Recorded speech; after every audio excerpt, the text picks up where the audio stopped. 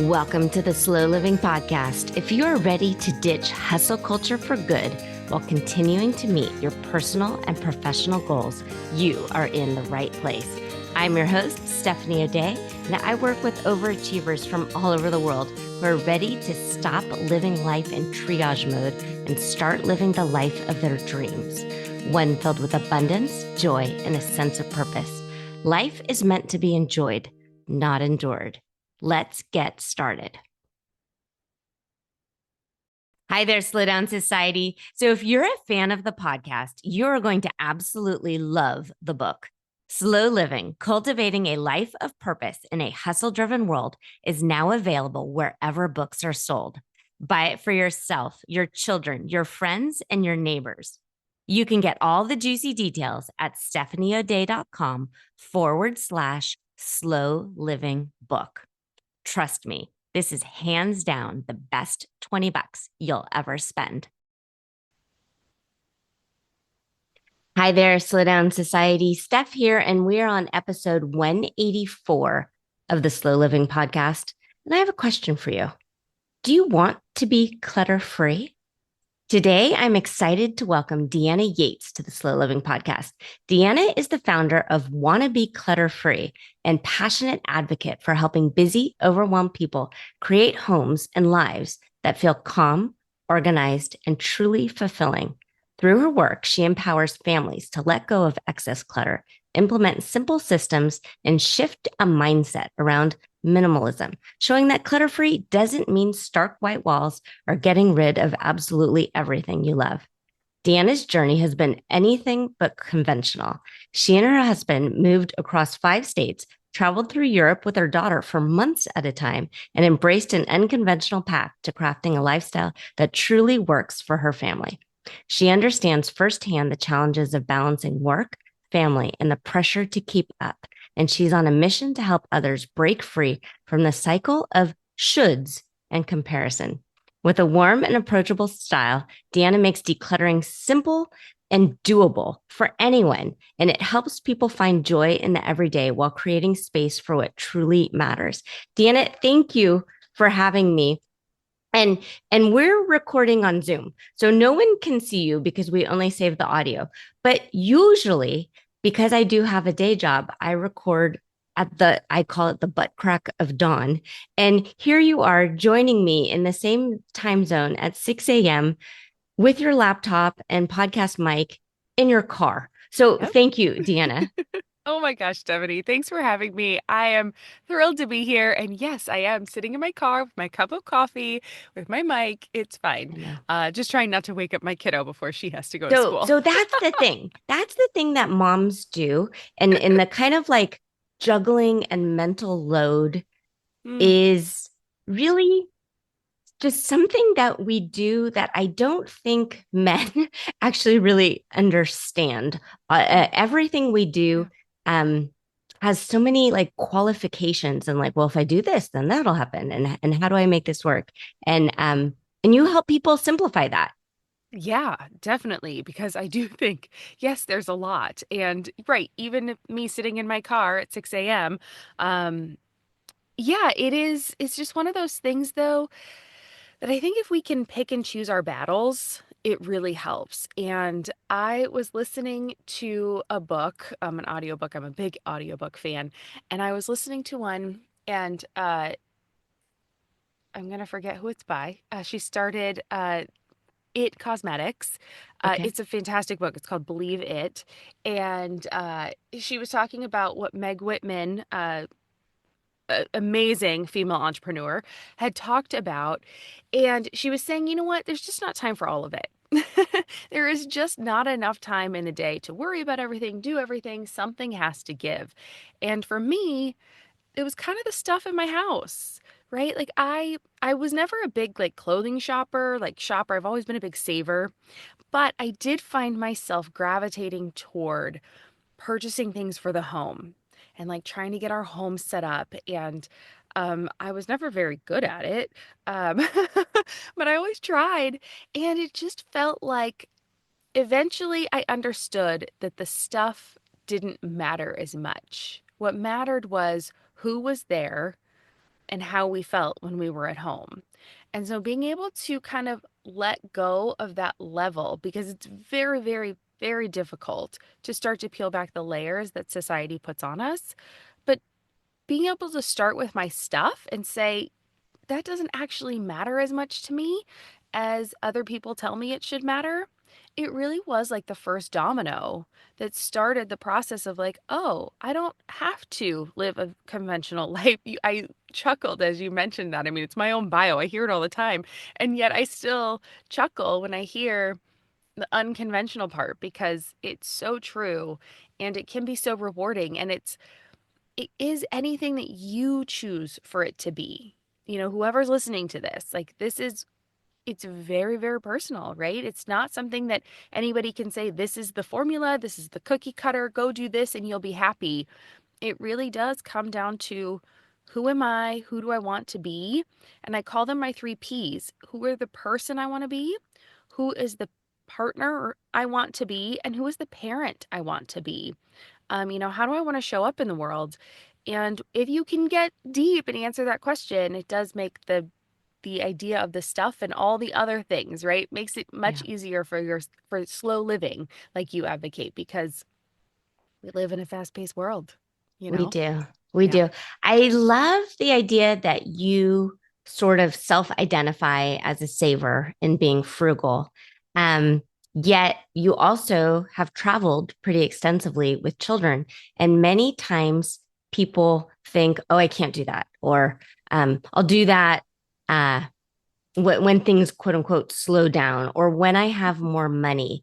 And so, talk a little bit about how you can travel and experience things, but it doesn't necessarily need to be lavish or super expensive. I chuckled going through your website this morning looking at a picture of you and your husband and daughter in front of a super fancy hotel Oh, for the yeah. for the photo. And then you were honest and said we didn't actually stay here. Yeah. But I think sometimes we get such comparisonitis when we're looking at pictures on Instagram and online and thinking, well, I'll never be able to afford this, so I might as well just cross that one off my list. Yeah, it all comes down to priorities, right? And I do think, yes, you see things on Instagram or Facebook or wherever you like TikTok, whatever, and you immediately put the lens of their everything in their life is me plus, right? You don't realize that there are trade-offs happening.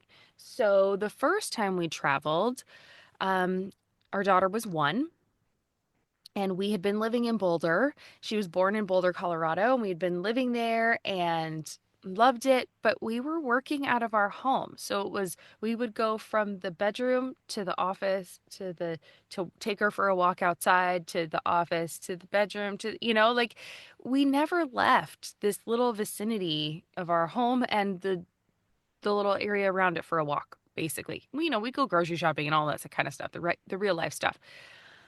But we thought we could do this from anywhere. And so we decided we were going to sell 95% of what we owned. And we thought, let's go try, again, we got caught up also in a little bit of what you see online. Let's go be travel bloggers. That'll be so fun. Holy moly, is that stressful? That is a stressful lifestyle that you don't realize, like the constant planning and going and seeing and filming, and it really kind of took the joy out of the travel for us in that first little stint. But we got down to like, okay, we can handle this. We actually ended up with a really great routine. Our daughter was a fantastic napper. So she would wake up and we would go out and about. I would wake up early and work in the morning. And then by the time she woke up, then we'd get her up, we'd go, and she and I would go do stuff all morning while my husband worked a freelance job. And then we'd come back, or he'd meet us out for lunch for a picnic, and then she'd come back and nap, and I'd work, and then we'd go do something in the afternoon, and then we'd work again after she went to bed. So again, it's not like we were just gallivanting around. I was still working at least 8 hours a day and still doing all this other stuff, We were just in a different environment. And what happened was we gave up our apartment, right? We were Mhm. renting. So instead of renting in Boulder, Colorado, we just rented Airbnbs at a month at a time. And so it allowed us to do slow travel that first time. The Mhm. second time we traveled, we did a year and a half almost. She was 5, and I'd gotten really burnt out at work. I worked as a property manager in downtown Chicago. We had an incident and I got super burnt out. And so we were just going to go for a month and then we were going to go for the summer.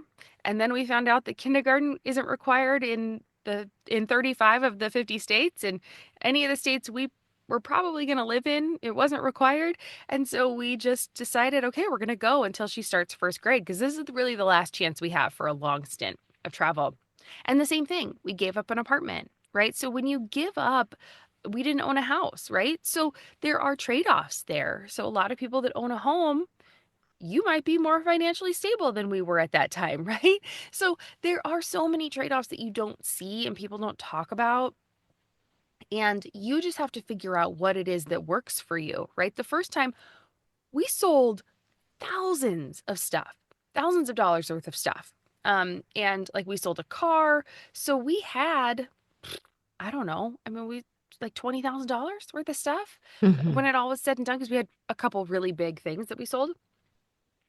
And so that was helpful to be able to travel with some money. And then the second time we had saved up for it, right? So we might have gone into savings a little bit. My husband works remote, and at that time had been working remote. So again, he could do that job from anywhere. And so there are trade-offs. You just have to think about what is it again that really matters to me? What is it that's important? And know that there are going to be backstories. And if there are people that you're following that you're like, wow, how are they doing it? Send them a DM. Like, just reach out to them and be like, hey, I am fascinated with your story. Like, how is it that you're able to do this? And I mean, I hope that most people would be, if you were genuinely sincere in your question, that they would be genuinely sincere in their answer. I still believe in the good of humanity, even though I think mass think is a little scary. Agree, agree. Um, what I like about your story is the honesty with the trade-offs and deciding to prioritize the the youthful age that you were. You were young and your daughter was young and then paying attention that you're absolutely right. We're both in the state of California right now, and kindergarten is not a requirement, and many people don't know that.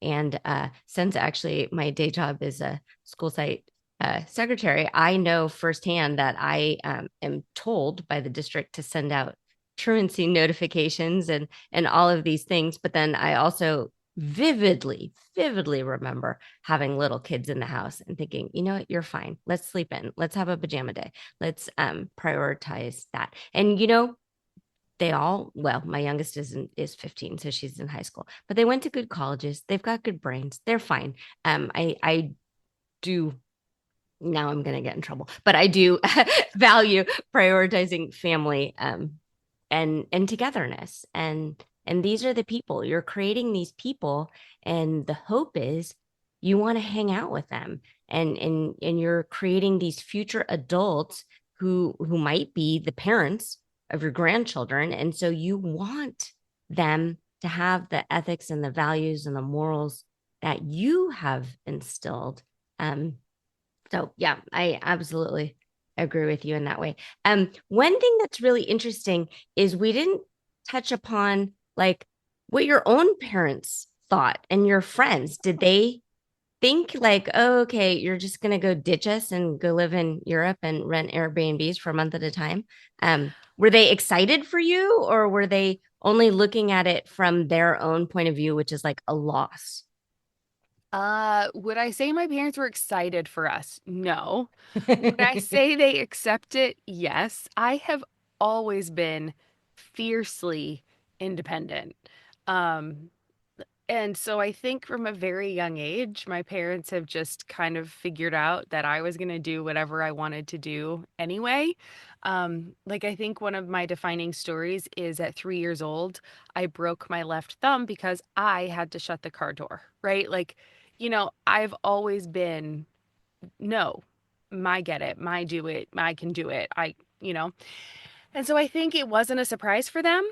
I don't think they were super thrilled about it. I think they were very happy to know we came back to the States. I think they were terrified that we were going to end up, living there. But again, my journey is not a linear journey. I can't even tell you how, I mean, we've moved countless times, 16 times since college.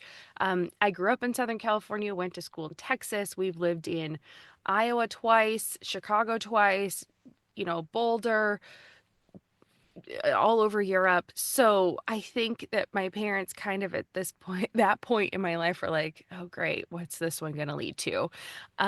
Thankfully, I married a very nice Midwestern boy, and we've always, I think part of I'll level you another honesty here. I think part of all that travel, though, did leave, or just my lifestyle of living in lots of different places, did leave a level of guilt of, okay, well, we've always got to get back and visit our family, right? So I think at least we feel like we have, I hope they feel like we have always made it a point to travel to see our family. And we don't live near either of our families. We've tried, and it just hasn't worked out. Timing hasn't worked out, or jobs haven't worked out. Like for whatever reason, it never really worked out. When we were in the same place at the same time, or close-ish to the same place at the same time. And so, I think we just have to make that part a priority, right? We talk a lot on FaceTime.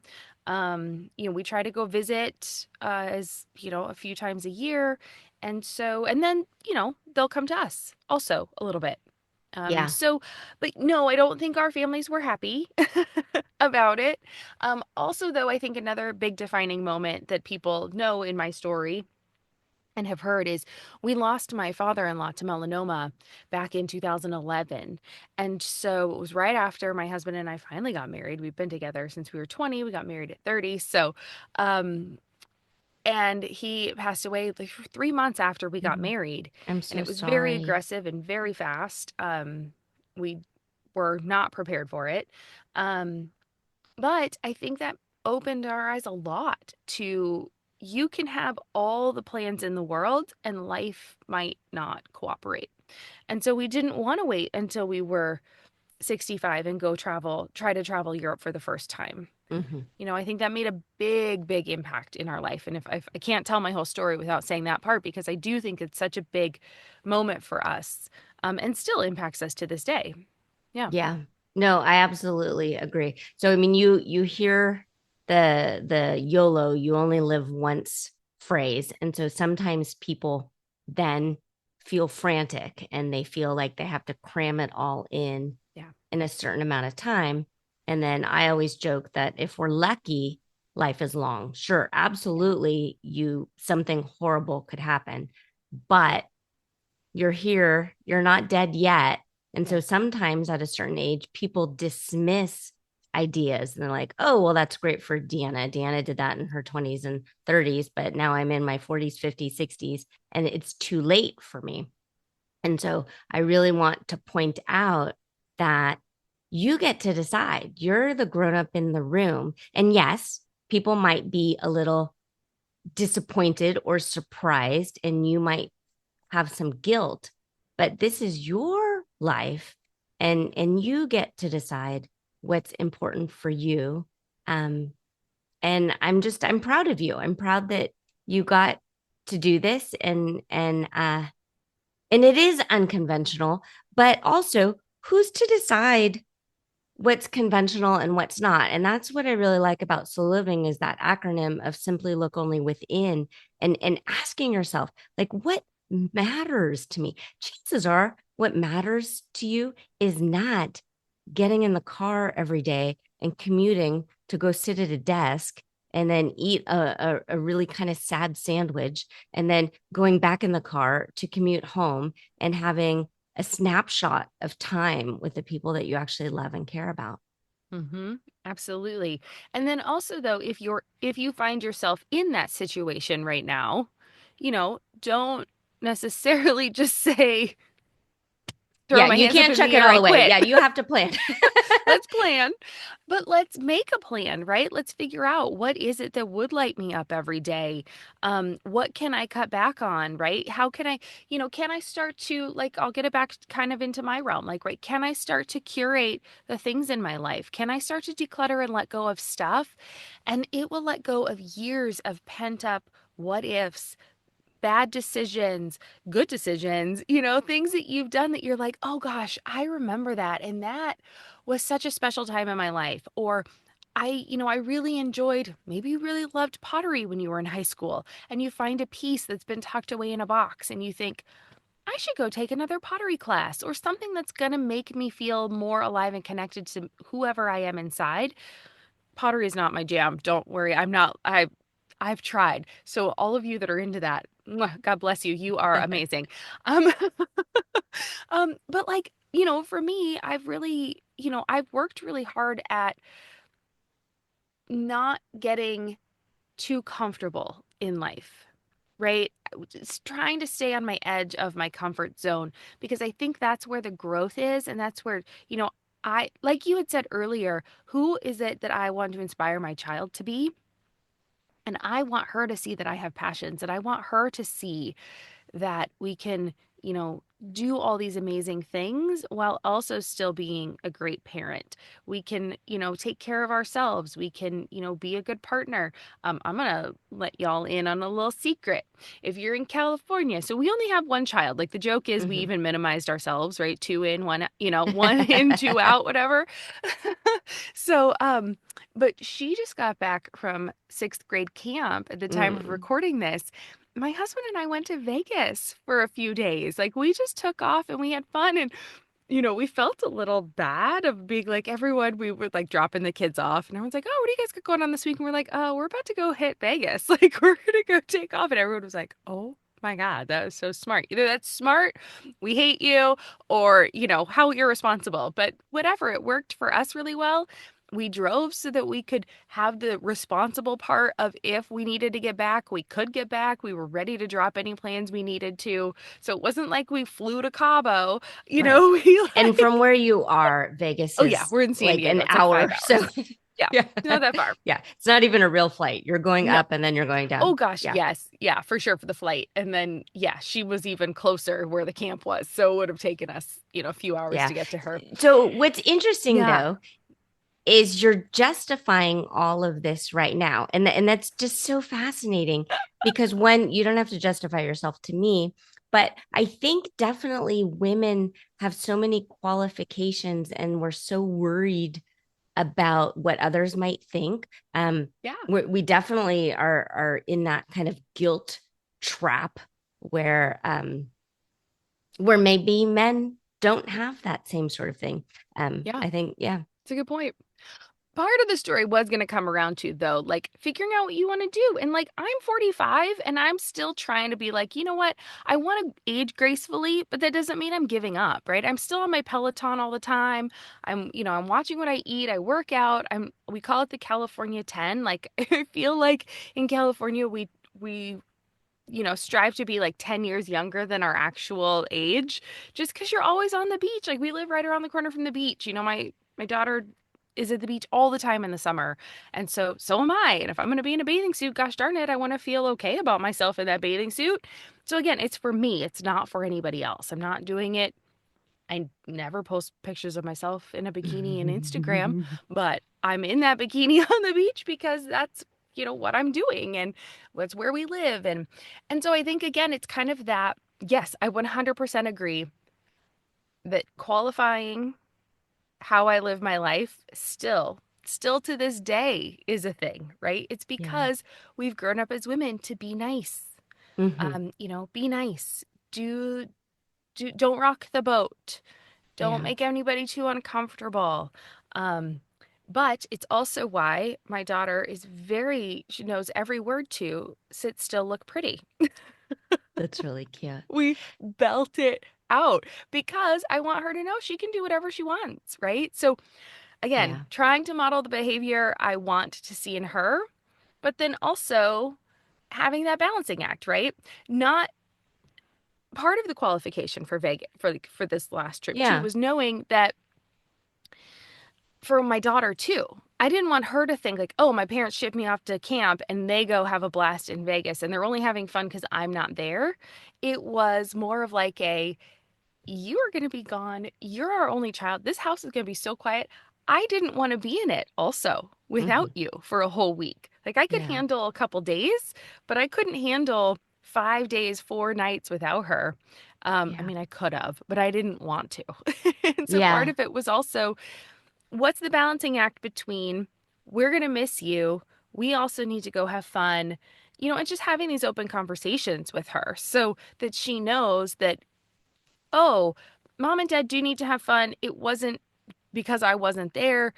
There's lots of things that go into that. And I want to make sure that she didn't feel that moment of like, oh, well, they just ditched me and went and had fun, quote unquote, So, So, yeah. well, so my friend Jenny, when I had young kids in the house, she says, it doesn't really matter what you do. They're all going to end up in therapy anyway. And so that was actually a really relieving thought for me. Like, that's true. Like, I had a charmed life, but still, there's some stuff that you want to unpack. So Totally. that's fine. So, one thing I really want to point out that if you're listening to this and you're thinking, well, I own a home. I can't just like leave it and go gallivanting across the country or into a different country. I want you to poke at that a little bit because if Yeah. you are clutter free or the less like less is more type mindset, I'm just going to explain what Adam and I are interested in doing. When the kids are out of school, and by school meaning probably high school, and so the youngest is tucked safely into college, we would like to rent the house out for a year and then travel. And we happen to live in a very expensive area, so I already know that the house will rent um, for enough money to pay for the travel. But if you have a whole bunch of stuff, it's really hard to like wrap your brain around another family coming and living in your house. But if it's just a place to sleep and it's just furniture and you kind of have that like modeling it after an Airbnb vibe, you're not as attached to it and it's not as scary to think about this. And your idea is something that I've always wanted to do. I love that idea of slow travel. If when and so now I'm going off on a tangent, but the idea of flying to Europe and quote unquote cramming it all in 2 weeks and seeing it all and scratching it off my list is not something I've ever wanted to do. I want to go and stay. I want to to travel in a way that I don't feel rushed. And if we like some place, great. We're just gonna continue the rental for another 3 weeks. I want to know where the locals eat and the locals shop. And the only way it would be okay to do that is knowing that all of the home stuff is taken care of. And we do own. So it's completely different if you're renting and you've got to put stuff in storage and all of these different things. But don't immediately dismiss the idea that you can't do something. Um, just go quiet. And when you're in a good mood, say, okay, how? How could I do this? And then just listen, and the answers will bubble up like, oh, well, maybe my college age kid will come home and they can stay in the house and work and save money and we're not there and we've got a little RV and we're traveling. Don't just decide that that's great for someone else, but it's not something that you could ever do. Because if you have the idea and if you decide on purpose to prioritize something, you can do whatever you want. Yeah, absolutely. Well said. And yeah, 100% that, yeah, just how, Wh- what if I could do that? You know, huh? What if that was possible? Instead of the immediate, oh gosh, that could never be me. Like, must be nice, right? Nice for you. But just, yeah. Oh, wow, that's interesting. Or I never even thought that was possible. We went one time to a talk by Sam Harris, and one of his first questions was, name a city that starts with the letter C. And we were in Chicago. So, I mean, 90% of the people said Chicago. And then he started naming like some very obscure cities that start with the letter C. And he's like, you couldn't name that if you didn't know it. And so I love the idea of just opening your mind to new possibilities that you can't think of something you've never heard of. You can't think of something you've never thought of. So just brainstorm like, are there other ways I could do this? What if? What other avenues could be available to me? Um, and it might sound very, very outlandish, but especially in today's day and age where there is so much available in our pocket on our phone, right? You can Google, you can ask ChatGPT, like ask for some fun ideas and see what they say. And then I 100% agree with you that if we can get some distance from our stuff, it gives us so much more clarity in so many areas of our life. I think the stuff we have, like one of my defining concepts is the fact that the stuff we have really overlaps into so many different areas in our life, right? Like if we have too much stuff and we're embarrassed by our homes, it's going to affect our social life because we're not going to invite people over. It's going to affect our family life because we are, yelling at the kids to get out the door because we're rushed in the morning. It's going to affect our financial life because we're buying too much stuff to make us feel better about the stuff we have already. And so it Hmm. just kind of piles up.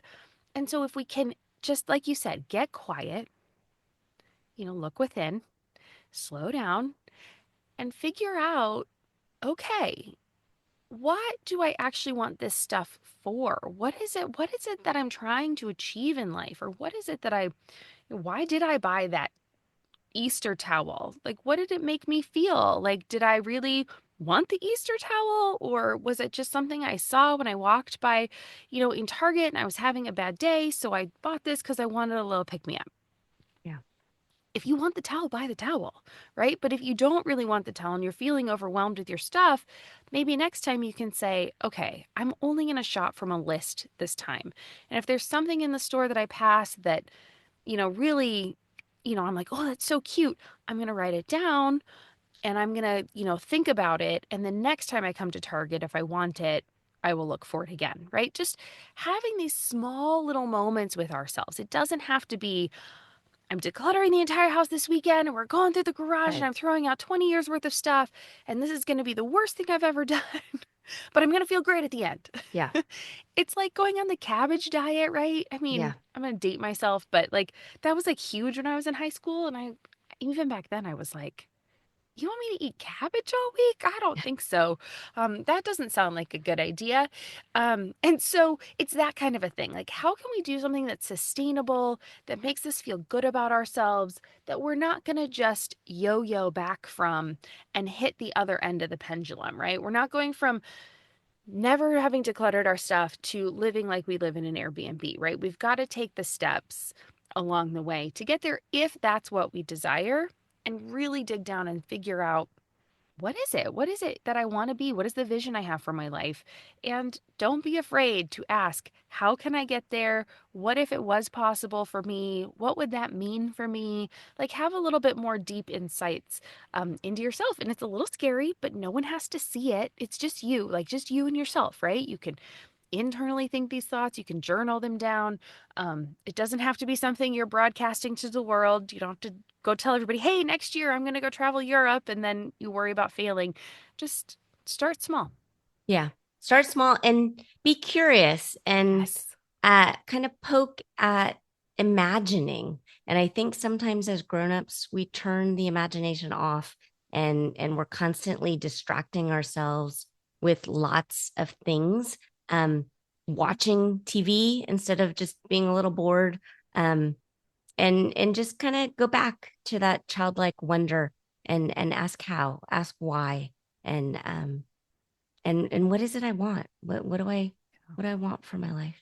Yeah. Deanna, thank you so much for being here. How can people find you?